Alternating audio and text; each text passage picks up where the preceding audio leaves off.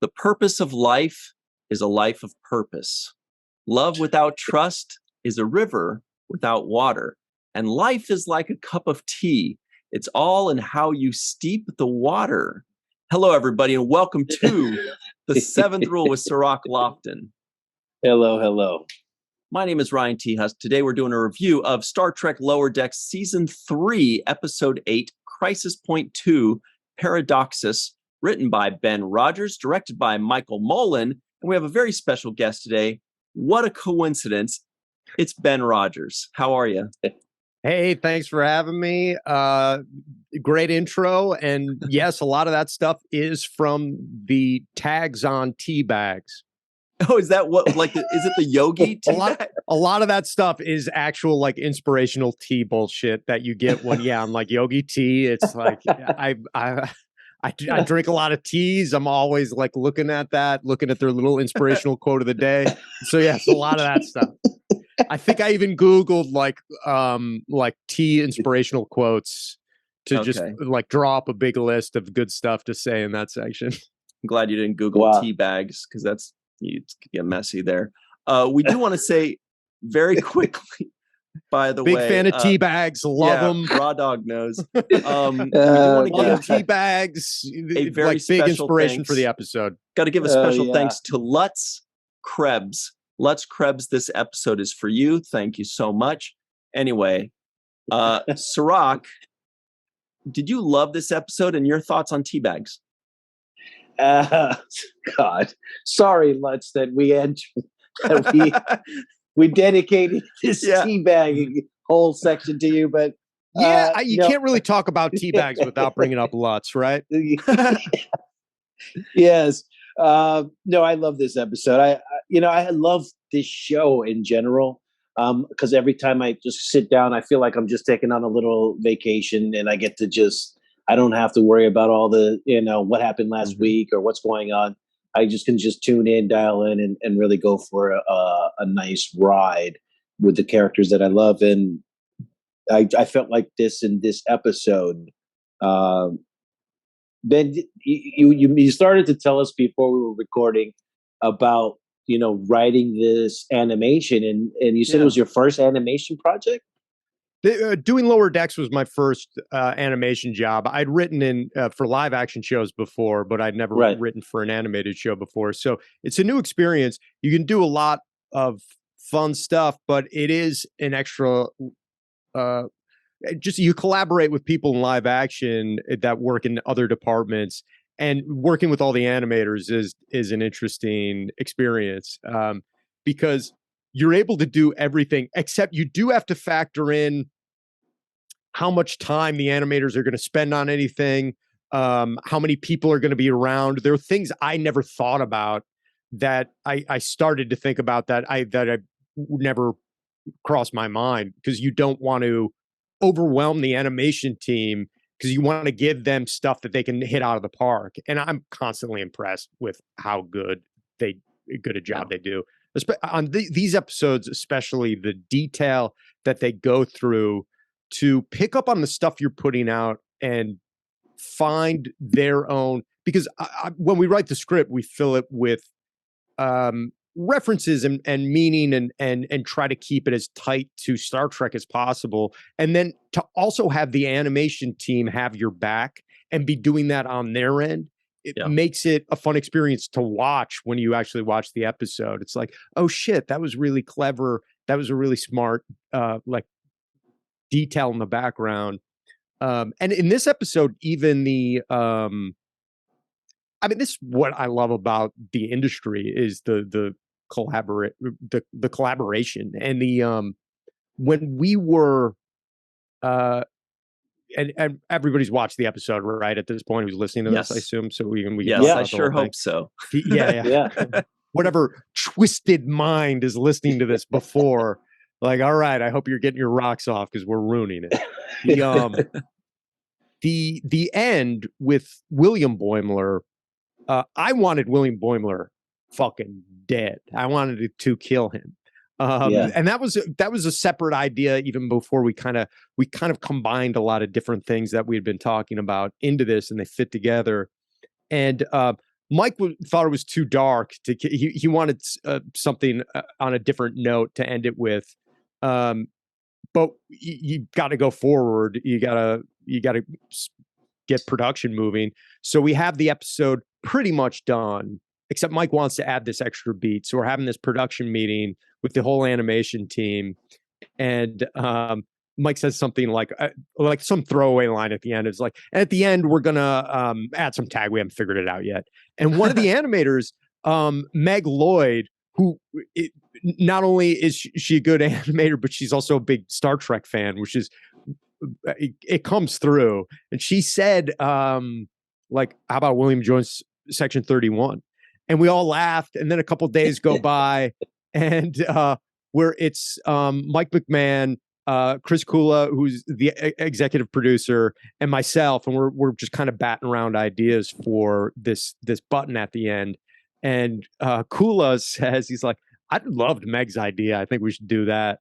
And we just did. And that is how we got it. And so I really like stuff like that, where it's a little bit like all hands on deck, and you get to someplace you never expected. You know, we have so many things. There's so many things in there that I want to jump on. But before we do that, Cirroc, how much did you love when they said at the end of that Section 31 moment, like, why are you wearing the badge? We've said that like 10 times. We keep making that same joke. Like, wait, if you're wearing a badge for a never mind. I'll just wear the badge. Right. That was undercover. This is what's so brilliant about the show, is it's so meta. You guys are laughing at yourselves. We are laughing at ourselves as Star Trek fans. And it's so refreshing. Like, is this like a deliberate point you guys are trying to make? Or is it just like a natural occurrence that happens when you're throwing out humor? This is just your personal humor that shines through the show. Yeah, I think it's I like that joke. I can't remember who pitched the badge thing. That might have been Mike. But we all, I mean, like, especially Mike and I mean, we're genuine Star Trek fans. And I never feel like we're making fun of the show, because I genuinely like watching the episodes, even the ones that, and that was sort of the point of this episode, was kind of like an ode to the misfit Star Trek stuff. The stuff people kind of like shit on, I either find funny, or I like the circumstances that got them there, where I'm like, oh yeah, it's fucking weird. Maybe it's a mess, but I do like it. Stuff like that. You know, I actually ran into William Sadler once, who played the Section 31 guy in Deep Space Nine. Yeah. It was so weird. I had just watched that episode of Deep Space Nine like the night before. And then I'm walking around. I lived in New York at the time. I'm walking around the city. I run into him. He was like heading in for an audition at like 30 Rock or something. And so, like, this dude, William Sadler, amazing actor, right? Also from my hometown. He's from Buffalo. So been in a million fucking things. Like, it must have endless stories. And of course, I see him. I'm like, hey man, caught your Deep Space Nine last night. Like, he was like weirded out. He was like, yeah, it was fun. He was like, and I could tell he could kind of like, couldn't even remember what I was. He was like, hey, they're all fun, man. No, but we had William Sadler on, and we talked to him about you know, him being really the beginning of Section 31, and what went into him, you know, kind of creating that character, his influence with his dad in the military and all of those things. So yeah, no, he definitely was very conscious of the impact of creating Section 31. He talked about the Iran-Contra scandal and what was happening with that at the time. I got to watch this episode, because I love that Deep Space Nine episode, and I love him as an actor. So, well, like, check this out. He also has the coolest background in his home. Look at he's got all these old timey shop signs, ice cream and chicken shop and gas station stuff. Amazing guy. Really cool guy. Great guy. Does a great naked kata in Die Hard 2. Of course, we all remember that. Yes. And and that leads us back to this episode. I mean, where did the George Takei stuff come in? Like, where did you say we're gonna bring George Takei in at this episode? Yeah, I mean, I probably more than the other writers. I love the original series movies in particular. I really like them all. I think those are the best Star Trek movies. It showed in this episode, by the way, tons of references. Yeah, I mean, all these guys are getting older, and it's we have the rare opportunity to me to bring back these characters. It's one of the benefits of animation.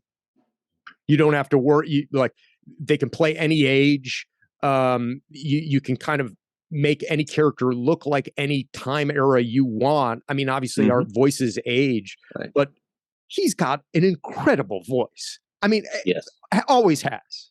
Even you listen to him on Stern, and it's like, this guy's voice is amazing. And also, I like Stern. He's funny. Like, he seems to have a good sense of humor. So I do like I mean, I love actors, and I want to work with like all these people who I've watched, like even you guys showing William Sadler. I was like, fuck, I wish we could get William Sadler like doing something. Like, it's that just would be awesome. He loves it, so he's available. We talked, and again, and a guy, an incredible voice. Like yes. I do like watching people do VO and seeing the choices they make. I love audiobooks. I mean, I like the whole process, but yeah, it was a true get. It required a lot of work and a lot of, hats off to everybody who made it happen. I'm sure Mike had to send out a few extra emails that were really annoying. And we did. I mean, I wanted to get Shatner in there. I had a whole story of, I figured out a whole way to get Shatner like revived from the Nexus and stuff. Like I did the work. And we couldn't get that, but and there's even a reference to it because I'm sure a lot of people don't know this. You guys probably do, or hardcore fans do, of in Star Trek V, the planet that they go to is called like chicanery or something like that. I'm getting the details lost. But yeah, do you guys know this? It's that the no, I know that this is the one that Shatner directed, right? Where they're looking for God and stuff. Yeah, which was clearly referenced here in a way. This is with Spock's brother, right? Unless I'm getting everything confused in my head. Sybok is this like religious leader, much like we have in Crisis Point 2. But they originally really wanted Sean Connery to play Sybok. So they named the planet Sean Connery. Like, that'll convince him. Yeah, he'll read his name in the script, and then he'll There's be no in way there. he could say no. Yeah. It's like Shakari. It's something like that. I'm forgetting the details. Like I'm so deeply entrenched in Star Trek while we're writing that like when we're not, like season 4 is done. Who knows if I'm coming back for season 5 or if there is a season 5. So like after like we finish writing, I go into a Star Trek hibernation for a little while. And the details start to get jumbled. But yeah, I do like stories like I love all that stuff. And so we named the planet Shatnari or something along those lines as just a kind of like, maybe Shatner sees his name, we get him in the episode. Wow, that's a deep cut right there. I bet everybody missed that. There's no way the nerds caught that. Well, I'm sure they saw like the it's like, oh, they named something after Shatner, but like I doubt many people can trace like why we did, and that it does have some historical context. Some psycho with a pegboard and strings is figuring all this stuff out. I have faith. I have faith somebody will. It's all connected. It's just Sean Connery and the whole other thing in Star Trek 5. That's the stuff that makes me feel like a psychopath. When I'm like, yeah, here's some good Easter eggs for everybody, and then nobody sees them, and then I'm like, am I the one with the fucking problem? Are there Easter eggs? Are there Easter eggs that you guys sneak in there that you're still waiting like weeks or years later for people to catch them? There were a couple in the first one. I mean, there's because everybody has their own interpretation of what an Easter egg should be. For me, and I think all of them have credence. Mike likes them a little bit more straight on. And he wants he's a little bit more like the dad who's leaving a couple like in the front yard for like little toddlers to, like, here maybe they can find the Easter egg. It's like right in the middle of the yard. Versus like I'm like, well, they gotta earn it. They gotta dig in there. And then like I'll put a bunch of the script. A lot. I mean, scripts go through, things get cut, thrown out. So you lose some in that process. And then some just fade away into the background, and then there are a couple where you're like, I guess no one caught. I guess that was too far. That was way over everybody's head. I thought there was an Easter egg in this one that I thought was just I couldn't verify it. Maybe you can tell me. But when they went through the whole script and the script was on the screen on the display, I was saying there's got to be something on that script there I know that's got to be something, it's one of the scripts from some episode. And if I freeze the frame and blow it up, I'll see something on there. I haven't checked. Like, honestly, I still haven't watched Crisis Point 2, the like finished version on. I mean, it just came out today. Oh, you're missing out. It's pretty good. I'm going to watch it. I'm looking forward to it. I'm waiting for Nightfall. The first one, when that was released, and I think they used it in a teaser for something like a scene where she's going over to the console and like programming stuff and doing like a quick rewrite. And the animators smartly just like put like, well, this is what we're writing in here. Like they put the script in there, and then people did freeze frame it, and they were like, wait, like we can see what's happening in the story, because she like kind of scrolls up, and it was the script to the episode. Oh, no way. That's awesome. I felt it too when I was watching. I was like, dude, I know it's there. It's got it. I mean, I love the give and take with viewers, especially now. I mean, I love movies with the social media. Oh, well, everybody has a like giant TV in their house, and everybody has the ability to pause and replay things. So because of that, people can pick up any detail, any mistake. We, of course, had a lot of fun with the corn. I don't know if you guys have talked about that before. But I think the animators, after the first season came out, stepped up to the challenge of like, oh shit, our stuff is under a microscope. We got to really go deep on this. Even when we see trailers, like within 3 hours of a trailer dropping, people are posting screenshots of saying, look at this thing in the corner, and look at what was it? There was a Doppler's bones way off in the dead Doppler way off in the corner of an episode of a few episodes ago. I'm like, how do people catch these things? But hang on, we gotta put a pin in this episode for a second. Totally buried the lead. You guys at home, this gentleman here does the voice of Steve Stevens. Okay. Yeah. We just need to address this, by the way. I do a lot of voices on the show, but like Steve Stevens is the only like character I do. There are a lot of you know what, I am disappointed in the Memory Alpha contributors. They haven't caught a lot of the voices. But yeah, I'll show up. I'll pop up in an episode with a line or two every once in a while. For example, but Steve Stevens is we love Steve Stevens. I mean, he's the ultimate ass kisser of the star of the Federation. He came out of nowhere on us, and we're like, I love this guy. Yeah, I got lucky. Well, I've been a comedian for a long time, and did live performances for, most of my life.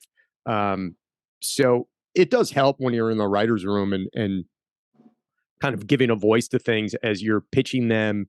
And Mike knew I am comfortable in front of a crowd. So when we've only ever done one table read for Lower Decks. Wow. Almost, I don't know if people know this, but almost always on this show, and it's different in animated shows, but for the most part, people record on their own. You just record these actors one at a time, unless something like The Simpsons, which famously does it with other people around.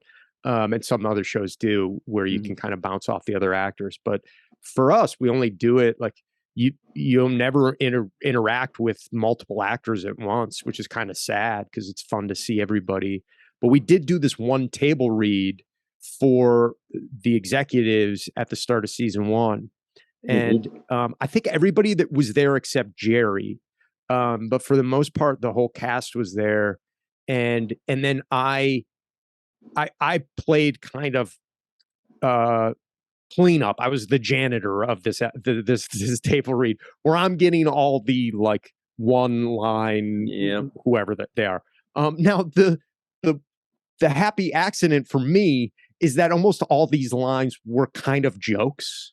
So I got 10 lines and I get to say 10 jokes that like, but so like it's like I'm a home run hitter. So like every time I say something, everyone's like, shit, this guy's pretty good.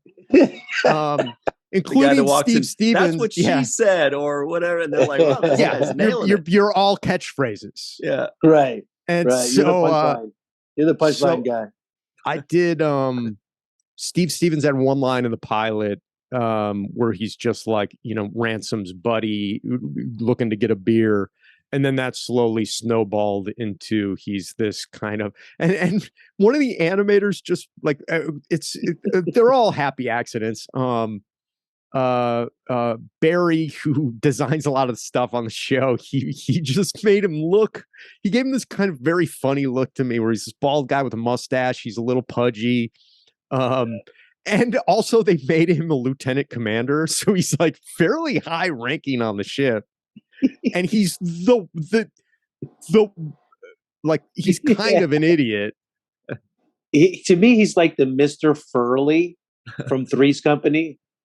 He's the Mr. Furley of Lower Decks. Yeah, he's kind of in his own world. You understand why he's on the Cerritos. Like a lot of people are like, man, they're too good for the Cerritos. So this guy's like, yeah, he belongs on this ship. Yeah, he belongs on this ship. He's always getting hurt. I mean, it's a miracle he's still alive. I love the line at the end. Steve, you got to get out of here. Stevens leaned against the warp core again. Yeah, again, and it was like twice in one day or something. Yeah, he's always. Yeah, he's doing stuff like that. My dog bit somebody. It was terrifying. Wow. And my dog's tiny. She's like 20 pounds. And we're leaving a cafe, and I got like my hands full. I got a coffee, and I got my dog on a leash, and she just leaps up and bites, like nips a guy like in his calf. And I'm like, shit, is this going to be a problem? Like, how bad is this? And I'm super apologetic, and he's like, hey, can I just get your information in case like this is like, and I'm like, don't worry, my dog has all her shots. I don't know if it broke skin. He's like, I think I'm going to be fine. And then he says, I can't believe another dog just bit me. What? Another dog? That's the real life Steve Stevens. I'm like, wait, what are you bathing in? Another dog? Chops. Like, and then I was like, okay, this isn't my dog's fault. Like, this is you got something thing going on. Yeah. If you're getting bit by 2 dogs in 24 hours in different spots, like, you got to re-examine what you're doing. Like, are you a psychopath? Like, what pheromones are you giving off? It was a very Steve Stevens. He was a Steve Stevens type. Not again. Not again. Today. We exchanged phone numbers, and he's got his mom's phone. He's like, Oh. 45-year-old man. I was like, that's also, that seems like something Steve Stevens would do. Like, Let you me deserve my mom. I don't feel so bad about my dog biting you now. Yeah, it's true. Like, maybe she's doing a good job. Yeah. Is she protecting me from you? My favorite line in this episode is backstory. You want to see backstory? He checks off his shirt and shows him an actual story on the back. I gotta shout out a couple people. So first off, Chris Kula, who broke the story with me and just a super funny writer. I think that's his joke. Like, this is my backstory. And then Seth Morris. I mean, this episode does make me really happy because it's a lot of there's a lot of comedians in it who I'm huge fans of and have been for a long time. Seth Morris, if you don't know him, is a very, very funny actor. He does a lot of funny stuff on Comedy Bang Bang. Just kind of an incredible dude who can do everything. But he plays this wrinkly skin guy. I can't. No, I'm Nick Nack actually. You did Nick Nack. Nick Nack was brilliant. He plays the saggy skin guy.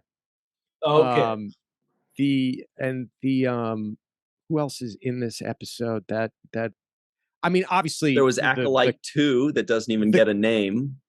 The cast is great. Like I have told Tawny multiple times that I think she saved the original Crisis Point, where it was like, I think it was a good episode and I was happy with the script. And then when she performed it, I was like, okay, now this is really good.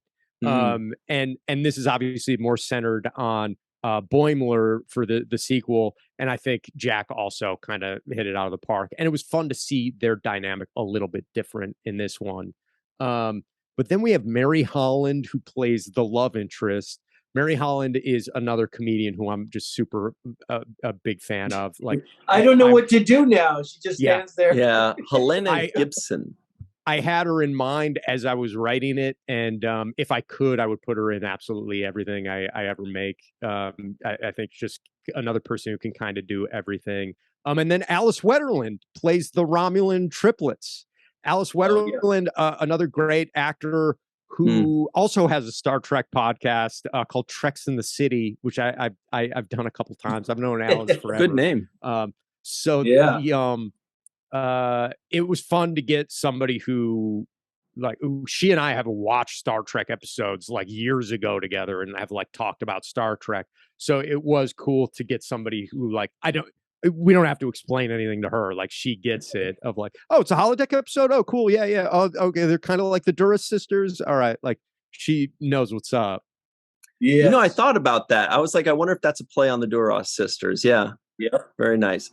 Oh, 100%. Yeah. This was all movies. This was all movies. Even the Romulan bomb looked like the thing that poisoned all the ambassadors or whatever, right? It's the Nemesis bomb at the beginning of Star Trek Nemesis. Yes, good catch. Really, I was blown away. Actually, I was busting out laughing about the cheesy explanation about the time travel through the origamic threshold and all this stuff. I was laughing my ass off to that. The little graphics where Rutherford says, "Look at the graphics," and you had the ships kind of like, time. It was such a corny explanation, but it reminded me of how Star Trek tries to explain why certain things are happening. And I love that you kind of trolled that. I mean, we are so just kind of like overexposed to science fiction and fantasy now, where audiences are more savvy. Like, if you would have told me as a kid that everybody and their brother would know about the multiverse and that would just be a part of our cultural lexicon, I would have never believed you. Like, no fucking way. Like, I would think you're some evil wizard like tricking me. And when you watch some of these old movies from like 1980 or whatever, like you watch Star Trek 2, they really gotta like lay it out for an audience who is not down with this shit of like, hey, okay, yeah, some of you Trekkies understand this, but like just general audience, let us explain to you what time travel is and how it can affect things, and Right. and that's, and obviously it's a Genesis device is and Mike really like was very specific about this with the animators. Like, you got to go back, you got to watch Star Trek 2 when they're explaining the Genesis device. There's this animation, and it's like one of the first computer animated sequences. Right. So like it was truly cutting edge with Star At the Trek time. 2. Yeah. Right. The graphics so yeah, are we're amazing. leaning into that. Yeah. And I think it's like they did an incredible job. It's almost like the same exact image, like where it's like top secret and stuff. And I love that shit. I love all that stuff. The origamic threshold. Oh my gosh. And you know, and then you got like Ryan was saying earlier, one thing that I really love about the show is that you guys take things that are part of the culture of Star Trek, but not part of what's on screen. But like the collector plate with Tom Paris collector plate, you know, it's part of the world or the universe of Star Trek, but it's not the first thing that you think of. You guys take those obscure moments and those obscure things and put it right back in our face and make it just a joke. And that's one of the things that I really love about the show. Like the Spock helmet. I like. Yes. So I mean, these franchises are, and it's not just Star Trek. I mean, there's so many things now with the way the entertainment industry works, where it's just like shit. Like, you know, like Grant Morrison is a comic book writer, and they have a really good handle on, I think, these huge like Batman or Superman who've been around since the 30s and are still going strong. I remember reading where Grant Morrison said something like, I think everything, whether it be some placemat, some fast food tie-in in my head, that stuff is all canon. It's all, there is nothing that is not canon. Some stuff matters to the story, but everything is a part. Like, once it has been thought into existence, it is just part of it, and like we should be throwing it in there. And I agree with that. Where I think I'm not going to ignore anything. That doesn't mean you gotta use everything. But if something makes you laugh, I mean, these are things that the Spock helmet. Mike in particular got really obsessed with the episode of the show The Toys That Made Us, that's about Star Trek toys, and he got really into that, and they explained the helmet in that, and so like that just sunk in with him. And so like the Spock helmet is in the show, like 100%. That dude is putting the Spock helmet in the show. And so there's always stuff like that where it's like, oh, I like God, you know, I'll shout out this guy's Instagram account because I think he'll really appreciate it. It's called Weird Star Trek Merch. And he just buys crazy. I mean, what are we at 60 years now of Star Trek? Something like that? Yeah, 56. And they have been making weird ass tie-ins for almost 60 years. There is so much weird crap. I used to buy, season 1, we had an actual office. And I would say I was the biggest fan of the old kind of weird stuff. Well, I bought us, and like I'd just hang it up on like an office wall somewhere. So we would have like random crap like all over the place. And it's so easy to do with Star Trek. I got a Major Kira, whatever the Bajorn like ring set is that you like, the earring, doing, like but like it's from probably season 1 of DS9. Like it's so it's like in that 90s box. And and then when we went to Vegas, Mike bought, I was like, Mike, you got to buy this. And it was First Contact cologne. It was a tie-in for the movie First Contact, and it was just, and I was like, what whose idea was this? What does First Contact smell like? Does it help you get first contact? Is that what we're talking about here? Maybe that's the joke of like, maybe you'll get a little first contact in there, like with this. And we did one of the writers, David Wright, who was a Survivor contestant. like we kind of were like, come on, man, you got to try it. Come on, you ate fucking bugs and shit. And he did open it and put a little bit on. Didn't smell good. The only one I remember that was. I was just gonna say there was one that I remember that was clever. It was called like Red Shirt Cologne because you never know if you'll live to see tomorrow or some. There's some kind of cute little thing there. But Brian Star Trek should just stay out of the cologne game. Brian Volkweiss is the guy that did the toys that made us, who's on our show recently, and he's just got, look at his background. It's just all toys. This guy knows what he's working with here. I'm a sucker for some. I keep myself in check because I do, like having a girlfriend and be like, but like that being said, I do love. Come on, I got an Amy here, Amy Good Gorilla. So I got my share of dumb stuff around. Amy, of course, from Congo. See, I didn't know that. I was expecting a Starscream thing. I was like predicting Starscream, but I was way off. What are you saying, Amy is the talking gorilla. Okay. That's what everybody tunes into this Star Trek podcast for, right? Is to hear about the movie Congo.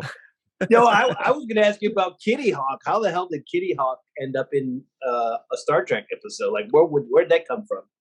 It's actually a reference to Star Trek 1. It's the V'ger episode. It's both kind of like, I think a lot of people rightfully so criticize Star Trek 1 because it's an idea that was already used in the original series. But V'ger is this big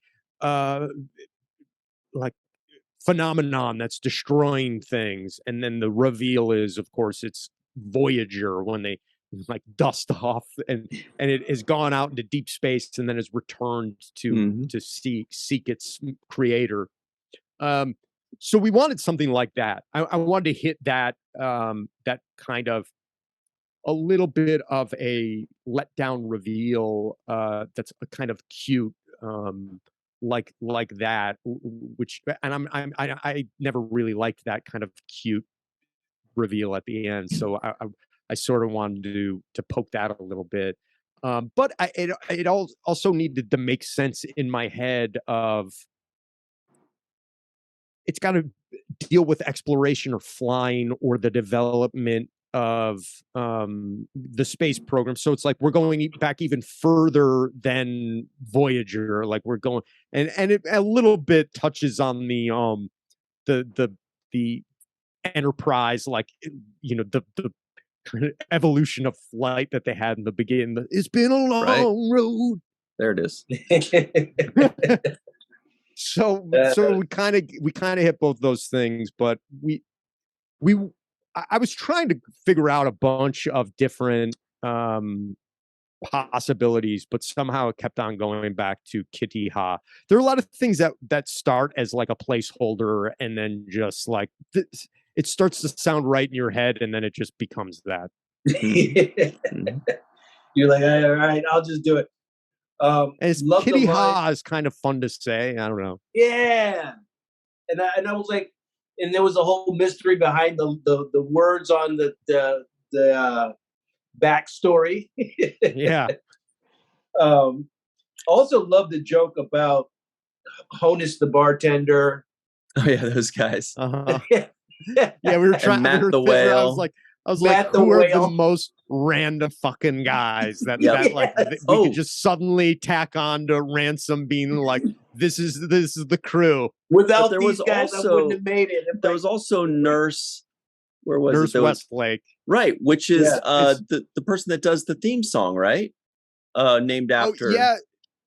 Nurse Westlake. So Chris Westlake is Mike's longtime friend who is the composer of the show. Yeah, that's what I thought that. And I think also really steps it up for these movie episodes. But the Crisis Point 1, his theme for that was just a home run. Really talented guy. So I'm sure Mike named Nurse Westlake after. I'm sure that's probably sure. I've never asked him about it, but it seems obvious. But Nurse Westlake is in a lot of previous episodes. Like Nurse Westlake pops up here and there. I I might have done Nurse Westlake's voice. I can't remember. But it has a random line here or there. Maybe I don't. I remember. I think he yells at Tendy in an episode last season. But yeah, it's Nurse Westlake, Matt the whale, and Honus the bartender. There it is. And I love that he has to explain who those other two guys. I like how they all have kind of their job in or like some description.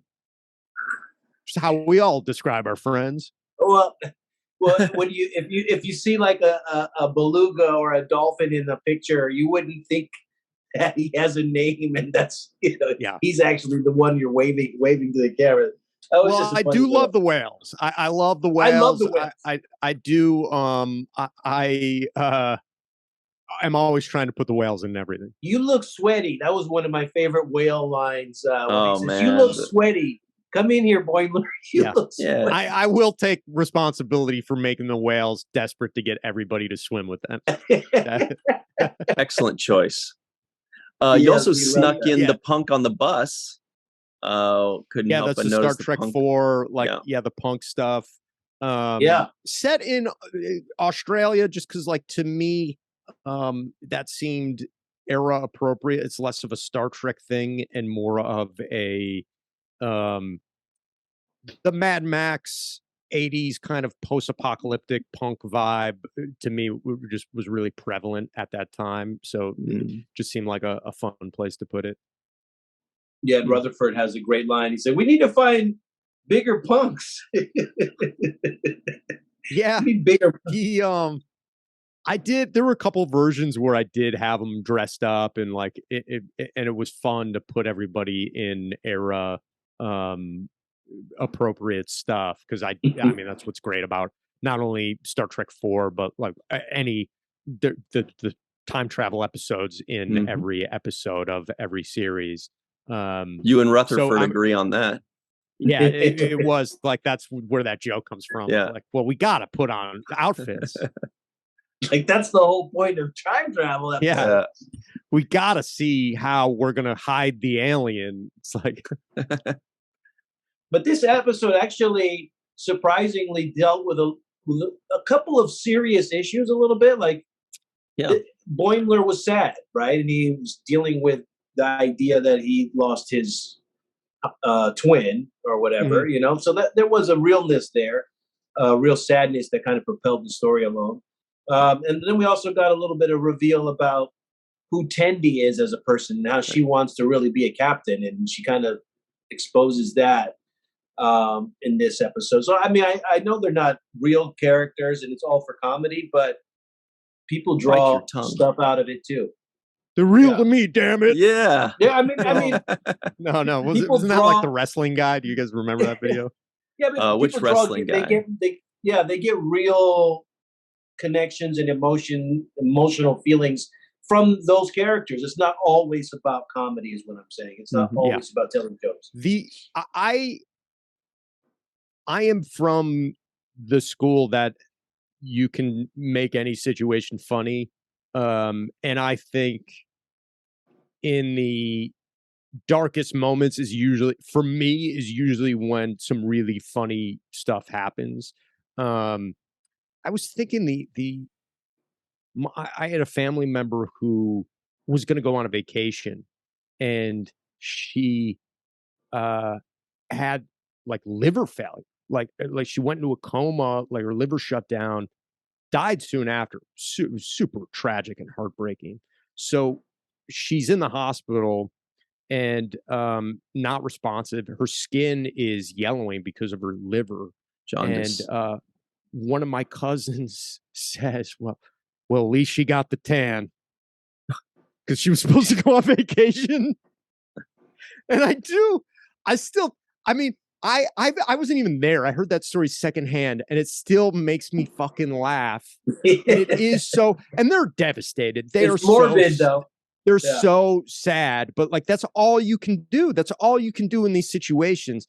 So to me, there's never like, I appreciate that. Like, I want that in these moments.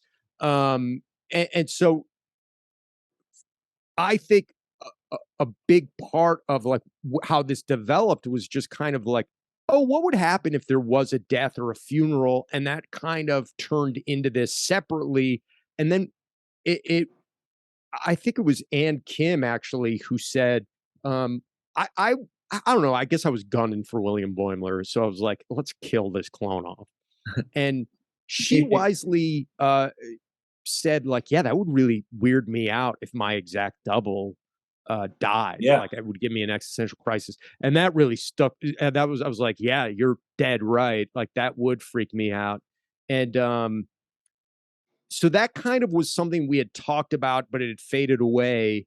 And then we had always talked about Boimler's movie as being like a bad movie, but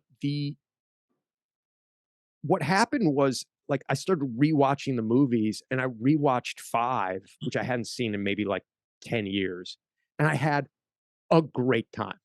I had such a good time, and everybody shits on 5 like over and over, like it's like the worst movie, and like Shatner is like insane, and I was like, I love it. I was like, I'm having a good.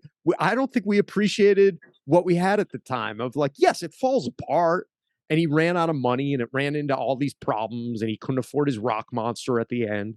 But there's something thrilling about, like, you know what? I'm gonna find God. I'm gonna do it. Like, we're gonna solve everything in this movie. It's gonna be like we're gonna figure everything out. And that did sort of. I was like, you know what? Fuck yeah, man. I found it inspiring in a way where it sort of shifted into being a little bit more of an ode. And again, like, I wanted to kill William off because I did think this was part of the process of dealing with death. And I think you could still have a funny, heartwarming show, even with having somebody processing the death of a loved one, which happens to all of us. Mm-hmm. Right. So I do think, like, you can get away with that stuff. Or you know, Tendy's obviously her epiphany is less kind of traumatizing, but it's still kind of a big meatball out there. But yeah, I do like that stuff. I don't think it's anything anybody should shy away from. Mm-hmm. Well, Ben, this has been a ton of fun. I know you got to go. You're a pretty busy guy, and we really appreciate you taking the time to talk with us. This was an awesome episode. We're loving this season and this series, and this has been just so much fun. I feel like there's so much more to talk with you about, but I know I could talk. It'll have to be next time, everybody. Yeah, next time. Also, thanks for asking me. You mentioned the rock monster, which was the last thing our buddy Don Crandall sent that in. He wanted to make sure that we mentioned the unused rock monster from Star Trek V, and you threw it out there. You know it all. You got everything. Oh yeah, that was why we were like, well, you know what, Shatner, we're getting your rock monster in here. We're gonna have it. Got his rocks off. All right. So real quick, we want to give a special thanks to Homer Frizzell, Dr. Anne-Marie Segal, Eve England out in Wales, Yvette Blackmon, Carmen, a.k.a. Skillet, Timothy Baum, TJ Jackson-Bey, Bill Victor Arucan, Darlena Marie, Titus Mohler, John Mann, Dr. Mohamed Noor, Tierney C. Diekman, Anna Post, Rex A. Wood, Anil O. Palat, Erica Strom, Joe Balsarati, Mike Gu, DQ, Neil Akasaka, Justine Norton Kurtzen, Dr. Stephanie Baker, Carrie Schwent, Faith Howell, Edward Foltz, Radek Orszewski out in Southwest Poland, Henry Unger, live from Tokyo, and of course, Dr. Susan V. Gruner. Thank you so much, Ben. This has been just the coolest. We really appreciate it. Thank you, Ben. Good talking with you guys. I'll talk to you later. It was fun. Keep up the good work, man. We're loving the work, man. Keep it up. Thanks, man. Appreciate it. Later. And everybody else at home, we'll see you next time. And until then, always remember the 7th rule.